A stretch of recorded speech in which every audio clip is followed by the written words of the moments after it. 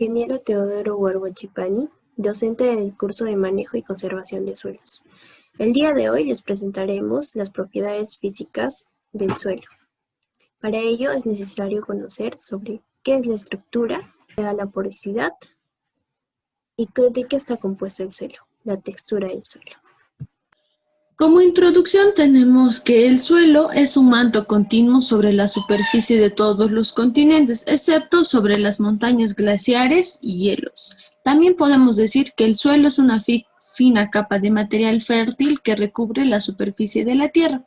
El suelo tiene varias funciones, como es el soporte y fuente de nutrientes a las plantas, es el refugio de varios animales y al hombre le beneficia en diversas actividades. También podemos decir que la formación de 2 centímetros de suelo tarda siglos. Existen muchas clases de suelo. Esto se debe a las diferentes rocas que existen, al clima, la vegetación que varían de un lugar a otro. La estructura del suelo produce una estructura vertical estratificada que la vamos a conocer como perfil del suelo. Las capas que se observan se van a llamar horizontes y su diferenciación se debe tanto a su dinámica interna como al transporte vertical. Dentro de los horizontes del suelo nosotros vamos a observar que son 4 horizontes, pero hay un horizonte entre el horizonte A y B, que va a ser denominado el horizonte A3-B1, que va a ser la transición del horizonte A al B. Van a haber tres clases de estructura del suelo: la estructura débil, la estructura moderada y la estructura fuerte. Los tres se van a poder ver en un perfil del suelo.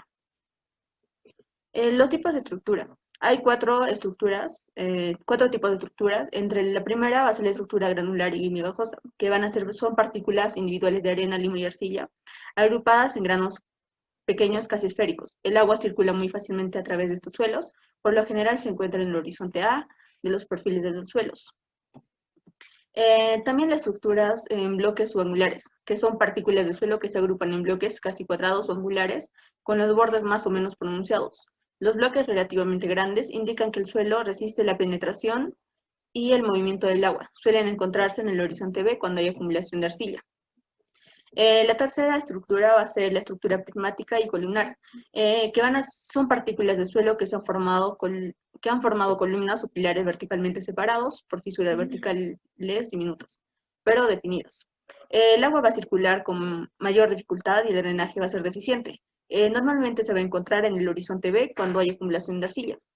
Y por último, la estructura laminar. Esta se va a componer de partículas de suelo agregadas en láminas o capas finas que se acumulan horizontalmente una sobre otra. A menudo las láminas se traslapan, lo que dificulta notablemente la circulación del agua. Esta estructura se encuentra casi siempre en los suelos boscosos, en partes del horizonte A y en los suelos formados por capas de arcilla. Textura del suelo. ¿Qué es textura del suelo? Bueno, la textura del suelo es la distribución de partículas del suelo, expresada en porcentaje. Bueno, esas partículas pueden ser arena, limo o arcilla. La proporción siempre será expresada en porcentaje, y las partículas son menores a 2 milímetros de diámetro, y estas existen en los horizontes del suelo. Bueno, cabe resaltar que la determinación de la textura de cada uno de los horizontes del suelo es un procedimiento que puede realizarse en la fase de descripción del perfil o bien en la fase de laboratorio. Determinación de la textura. Bueno, la determinación de la textura se puede hacer por el método de la botella y también por el triángulo textural. Ahora, continuando con las exposiciones, ahora demostraremos las propiedades físico-químicas del suelo. Primero realizaremos lo que es textura, haciendo el método de la botella. Para esto necesitamos una botella de vidrio, muestras de suelo, agua, y bueno, vamos a empezar. Primero haremos un poquito de papel. Agregaremos la muestra.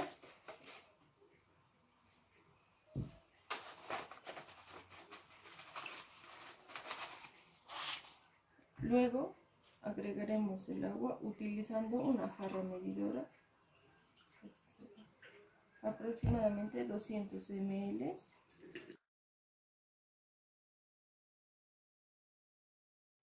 Bueno, luego sacudiremos por unos minutos hasta homogeneizar.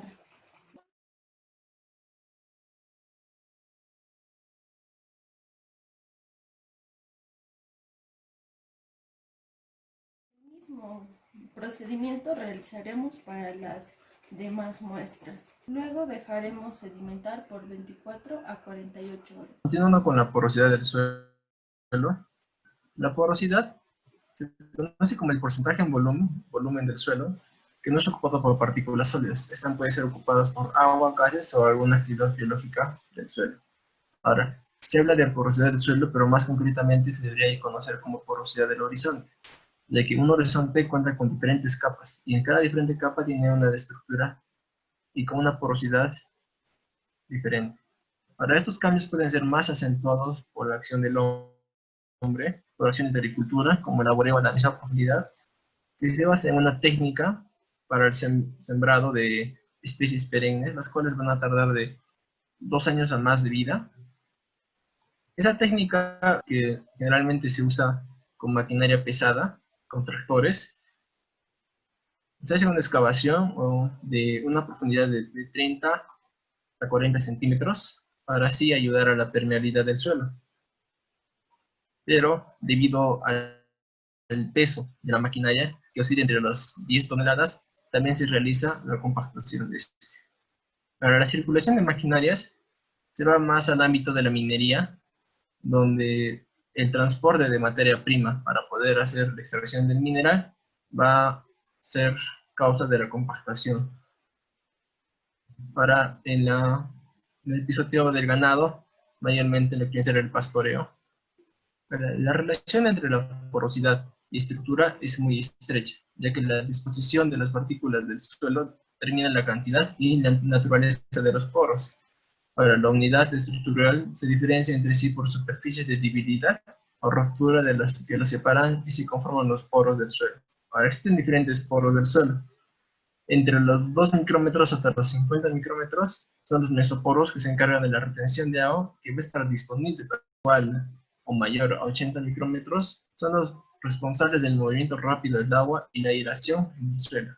Ahora, esta va a estar muy relacionado con la capacidad de almacenamiento y movimiento del agua, ya sea en el suelo o en la relación de agua-suelo o suelo-planta. Para determinar la porosidad del suelo necesitaremos muestra de suelo, un recipiente de 5 mililitros, un cronómetro y la ayuda de una regla. Primero empezamos a poner 4 centímetros de muestra al recipiente.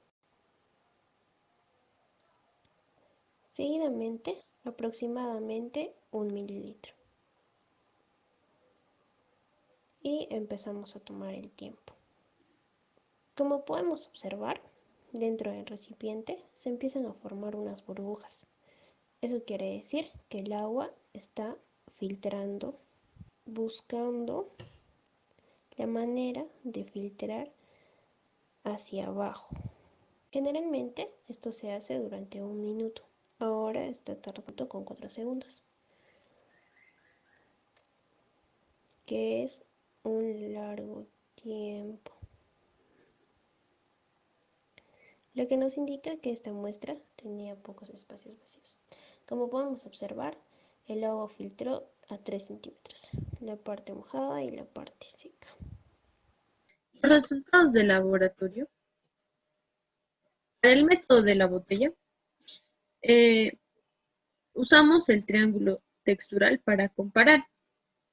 Entonces, como observamos, en la muestra A tenemos 67.74% de arena, 1.61% de limo y 30.65% de arcilla. Entonces, igualando con el triángulo textural, colocando los porcentajes, resultó que en la muestra A es un suelo franco arcilloso arenoso. En la muestra B es un suelo arcillo arenoso. En la muestra C, franco arcilloso limo. Observamos la muestra A, logramos hacer lo que es la esfera y el cilindro con facilidad, pero ya en lo que es la formación del aro se agrietó un poco por los bordes porque, bueno, en su composición tiene un poco de arena. Bueno, en la muestra B se obtuvo que la esfera y el cilindro se hizo pues con facilidad. Y a su vez la formación del aro fue muy eficaz ya que presentó arcilla en su composición. En lo que en la muestra C y D se logró hacer la esfera y el cilindro. Observamos en las imágenes que cuando ya se estuvo haciendo el cilindro se fue agrietando. En la muestra E no se logró hacer ninguna figura ya que este suelo presenta exceso de arena. Y en la muestra F se logró hacer el cilindro eficaz y la esfera también, pero se agrietó.